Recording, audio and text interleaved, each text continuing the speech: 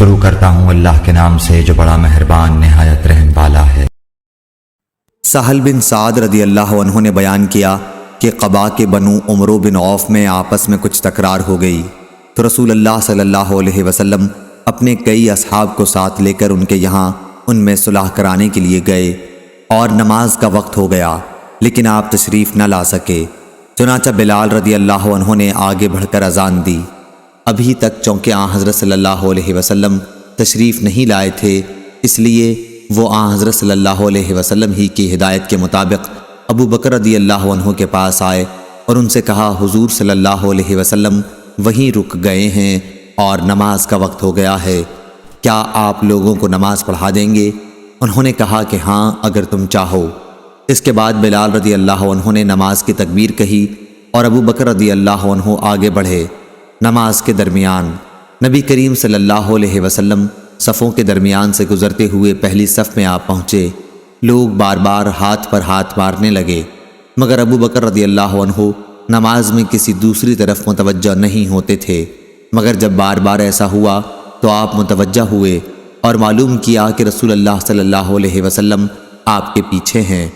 حضرت صلی اللہ علیہ وسلم نے اپنے ہاتھ کے اشارے سے انہیں حکم دیا کہ جس طرح وہ نماز پڑھا رہے ہیں اسے جاری رکھیں، لیکن ابو بکر رضی اللہ عنہ نے اپنا ہاتھ اٹھا کر اللہ کی حمد بیان کی اور الٹے پاؤں پیچھے آ گئے اور صف میں مل گئے۔ پھر نبی کریم صلی اللہ علیہ وسلم آگے بڑھے اور نماز پڑھائی۔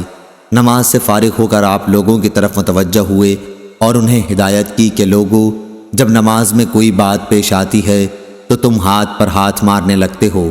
ہاتھ پر ہاتھ مارنا عورتوں کے لیے ہے، مردوں کو جس کی نماز میں کوئی بات پیش آئے تو اسے سبحان اللہ کہنا چاہیے، کیونکہ یہ لفظ جو بھی سنے گا وہ متوجہ ہو جائے گا۔